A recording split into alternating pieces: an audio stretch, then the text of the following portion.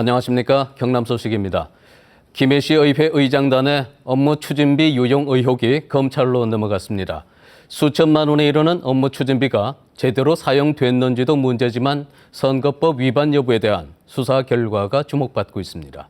송현준 기자가 보도합니다. 김해시의회 의장과 각 상임위원장들이 1년에 사용하는 업무 추진비는 8,700만 원.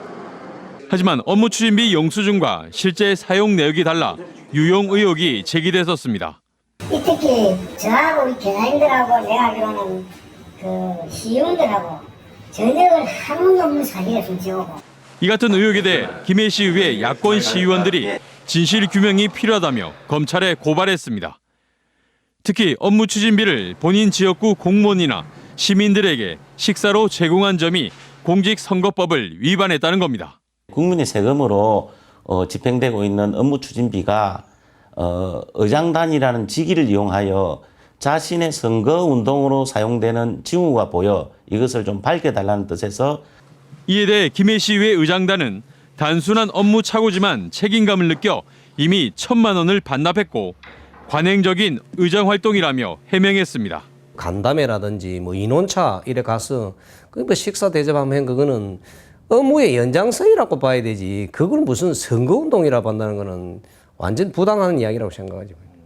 하지만 부산 동구의회 의장단이 주민센터 직원과 주민들에게 수십 차례 식사를 제공한 혐의로 당선 무효형을 받는 등 비슷한 사례가 있어 선거법 위반 논란이 되고 있습니다.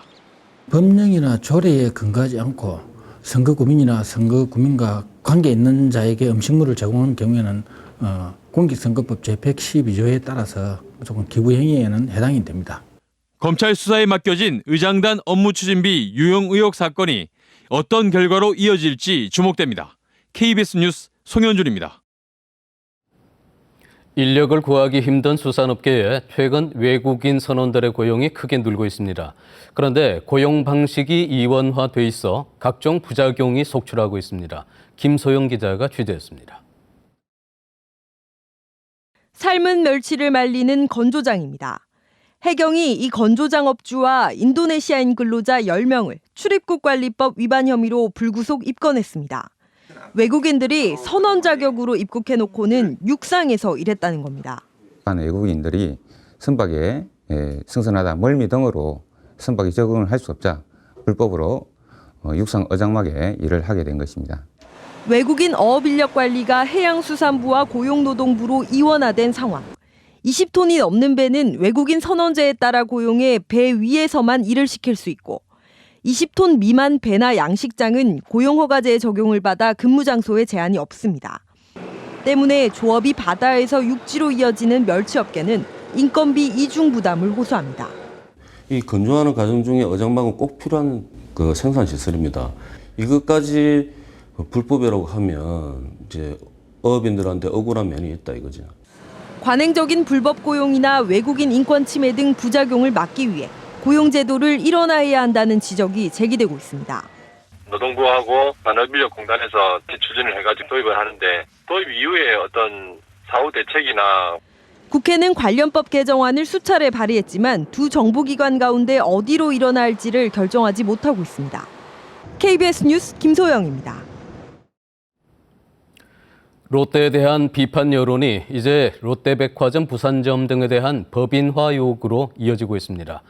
부산시도 시민단체와 함께 롯데 유통업체들의 부산 법인화에 압박을 가하는 모양새입니다. 강지아 기자입니다.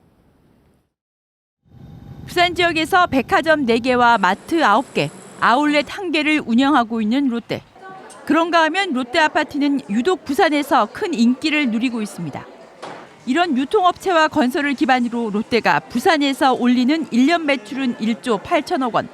하지만 이런 매출은 서울 본사로 곧장 흡수돼 버립니다. 이 같은 행태에 시민단체들이 제동을 걸고 나섰습니다. 시민단체는 부산시와 간담회를 갖고 롯데백화점, 부산점 등의 부산 법인화를 위해 부산시가 나설 것을 촉구했습니다. 현지 법인화를 하게 되면은 일정 정규 직원 뽑을 때도 부산 시민을 몇 프로 이상 뽑아야 된다든지 또는 세금이 지역에 머물 수 있고. 부산시도 롯데백화점 등의 부산 법인화에 강한 의지를 피력했습니다. 시장님 공약 사항이기도 하고 해서 저희가 연구를 하고 있는 중입니다. 시민단체들과 합리적인 방안들을 계속 찾도록 노력해 보겠습니다. 하지만 롯데 측은 법인세는 국세인 만큼 현지 법인화로 인한 부산시의 실익은 없다며 현지 법인화에 반대 입장을 분명히 했습니다. 지방세는 현재도 각 합장이 소재한 지방에 교부되고 있기 때문에 현지 법인화에 따른 지방세수 정기 효과는 거의 없다고 보시는 게 맞습니다. 오페라 하우스와 동부산 관광단지 테마파크, 북항 재개발 복합 리조트 등 부산의 미래를 좌우할 대부분의 사업에 참여하고 있는 롯데. 하지만 현지 법인화 등을 통한 이익의 지역 재분배 장치를 마련하지 않는다면 서울 업체인 롯데의 배만 불리는 현상이 가속화될 수밖에 없습니다. KBS 뉴스 강지아입니다.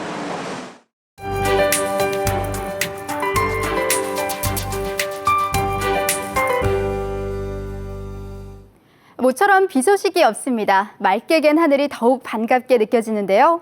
오늘과 내일 창원 17도로 예년 기온을 웃돌겠습니다. 쌀쌀하긴 해도 크게 춥진 않을 전망이고요. 활동하기 좋은 날씨가 이어지겠습니다. 다음 주도 비 소식이 잦습니다. 특히 목요일엔 첫눈이 내릴 가능성이 있고요. 아침과 낮 기온 모두 큰 폭으로 내려가겠습니다. 오늘은 동해상에 위치한 고기압의 가장자리에 들겠습니다. 가끔 구름이 끼겠지만 내륙엔 안개도 짙을 것으로 예상돼 교통안전에 주의하셔야겠습니다. 오늘 아침 어제보다는 한층 쌀쌀해졌습니다. 김해 10도, 창원 9도로 3, 4도가량 내려간 모습인데요. 한낮엔 활동하기 무난하겠습니다. 밀양과 창원 17도, 함안 16도로 예상됩니다. 서부 지역은 늦은 오후부터 밤사이 빗방울이 떨어지는 곳이 있겠습니다. 작은 우산 하나 챙기셔야겠고요. 낮 기온은 15도 안팎으로 종일 서늘하겠습니다. 바다의 물결은 0.5에서 최고 2m로 바람과 물결 모두 잔잔하게 일겠습니다. 다음 주에는 겨울 외투 꺼내 입으셔야겠습니다. 아침 기온은 한 자릿수 밑까지 떨어지겠고 더욱 쌀쌀해지겠습니다. 기상정보였습니다. 경남경찰청 국제범죄수사대는 대낮에 노래방에서 단체로 마약을 한 혐의로 29살 A씨 등 베트남인 8명과 이들에게 마약을 판 베트남인 등 모두 11명을 구속했습니다. A씨 등 8명은 지난 12일 오전 11시 반쯤 창원시의 한 노래방에서 마약 엑스터시를 음료에 타 단체로 복용한 혐의를 받고 있습니다. 경찰은 또 베트남에서 마약을 들여와 이들에게 판매한 혐의로 베트남인 56살 B씨 등 2명과 마약을 하는 줄 알면서도 장소를 제공해 준 혐의로 베트남 출신 노래방 주인을 구속했습니다. 경상남도가 쌀 공급 과잉 문제를 해결하기 위해 재배 면적과 생산량을 줄이기로 했습니다. 경상남도는 현재 7만 4천 헥타르인 재배 면적을 단계적으로 줄여서 2024년에는 6만 8천 헥타르로 8.1% 줄이기로 했습니다. 또 2024년 생산량도 현재보다 12.8% 감소한 34만 톤을 목표로 했습니다. 김해공항에서 유럽과 미국으로 가는 노선에 올해안 개선이 무산됐습니다. 업계에 따르면 당초 네덜란드 KLM 항공사가 암스테르담에서 김해공항을 잇는 항공편을 운항하려고 했지만 태산성 문제로 노선을 재검토하는 것으로 전해졌습니다. 또 내셔널 에어라인은 다음 달 취항하겠다고 예고했던 김해공항과 미국 노선을 내년으로 연기하기로 했습니다. 통영시가 예산 절감을 위해 소규모 지역개발 사업의 설계를 직접 맡아 추진합니다. 통영시는 합동설계단을 구성해 내년에 진행될 소규모 지역개발 사업과 도로시설 사업 등 54건을 자체 설계하기로 했습니다. 합동설계단은 건설과장을 책임자로 건설과 직원 등 모두 10명으로 구성됩니다. KBS 뉴스를 전해드렸습니다.